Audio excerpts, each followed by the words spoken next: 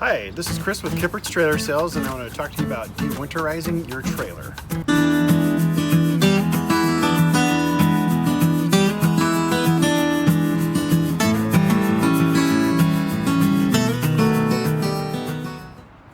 So the first thing we're going to do is open the door where your water tank fill is, and we're going to put water in there.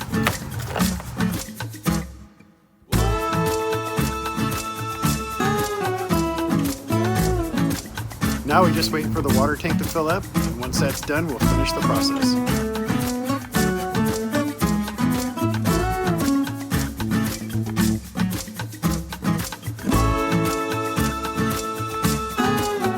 So inside this compartment there is a diagram that shows you what the water lines are, which ones to turn on and off. I'm actually going to show you which ones to turn on and off. So you want to make sure this valve is off, this valve is off, this valve is off, and the pickup line is off.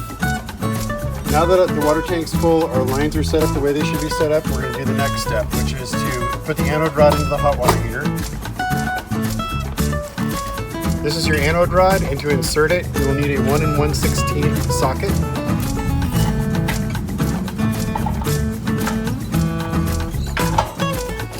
You don't want to tighten it too tight. Once it gets there, just kind of snug it up. You've got plenty of water. Now we're going to turn the pump on. Now that we have the pump on, we're going to drain all the water lines first. You will repeat this process in the bathroom sink, the toilet, and also the shower. The last thing we'll do is fill the hot water tank.